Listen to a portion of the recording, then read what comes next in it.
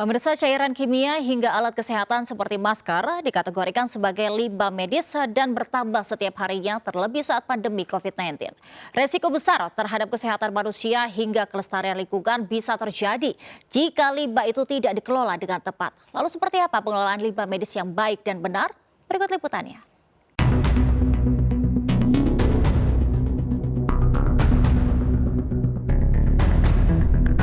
Limbah medis kerap menjadi isu lingkungan yang terus memprihatinkan.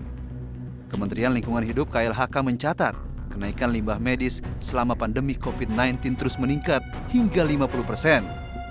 Secara nasional, Ombudsman RI pun juga mencatat, limbah medis mencapai 138 ton per hari. Jika tidak dikelola dengan baik, paparan limbah medis rentan menularkan penyakit pada manusia.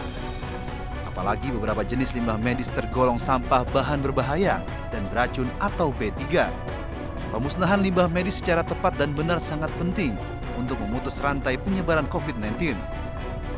Pengelolaan limbah bahan berbahaya dan beracun dari fasilitas layanan kesehatan seperti puskesmas, klinik, dan rumah sakit wajib dikelola dengan baik.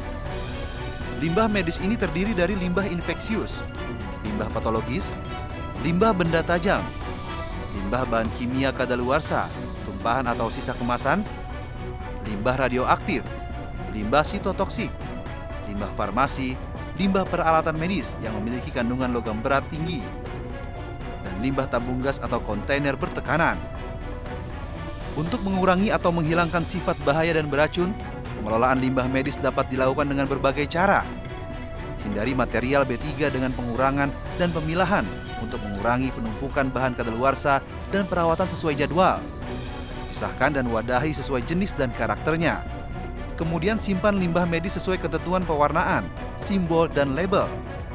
Penyimpanan limbah medis juga harus sesuai waktu yang ditentukan dengan membuat laporan dan catatan penyimpanan. RSUD Cibinong menjadi salah satu rumah sakit yang mengelola limbah medis tahap pertama secara mandiri. Sampah medis dipilah sesuai jenis dan karakternya. Limbah cair diurai dengan sistem instalasi pengelolaan air limbah atau IPAL. Dan limbah padat dibakar untuk meminimalisir resiko infeksi. Namun abu hasil pembakaran limbah medis ini masih harus dikelola agar tidak mencemari lingkungan. Pihak rumah sakit pun menyerahkan pengelolaan ini kepada perusahaan pengolahan limbah. Hasil dari insinerator biasanya ada debu atau as seperti itu, ya.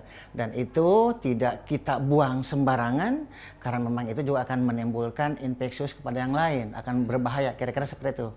Dan kami sudah bekerja sama dengan PPLI. Ya, di sana kita menggunakan MOU dan diambil menggunakan alat dan transportasi tertentu. Kami melihat PPLI itu resmi lah, artinya dia mempunyai perizinan yang sangat layak. Kemudian tempat yang sudah mumpuni lah.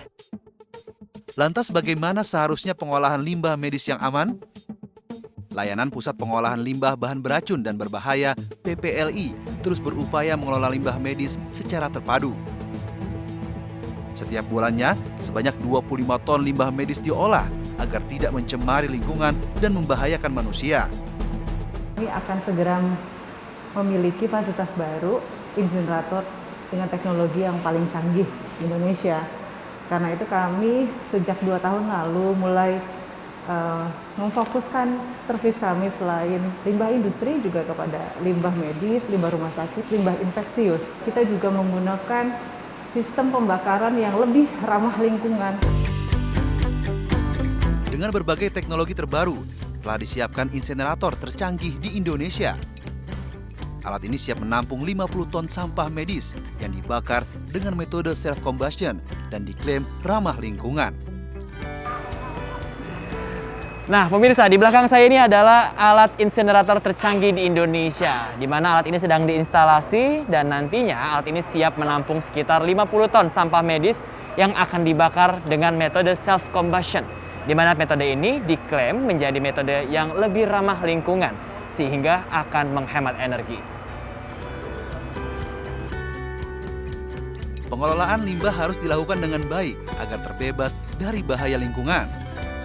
Hasil pengolahan limbah pun telah menjadi landfill dan perbukitan hijau yang bermanfaat bagi lingkungan. Pengelolaan limbah wajib dikelola dengan kerjasama semua pihak, pemerintah, tenaga kesehatan, pelaku usaha, akademisi, hingga masyarakat sekitar. Penanganan limbah medis harus dilakukan secara tepat. Proses demi proses dilakukan untuk memastikan tidak ada penyakit yang tersisa pada limbah medis tersebut. Anda juga bisa menjadi bagian dari hal ini, dimulai dari membuang sampah medis Anda seperti masker dengan memilahnya dari sampah-sampah lain. Dari Jawa Barat, Bayu Pradana, Panji Saputra, dan Sugi Cahyadi, Anyus melaporkan.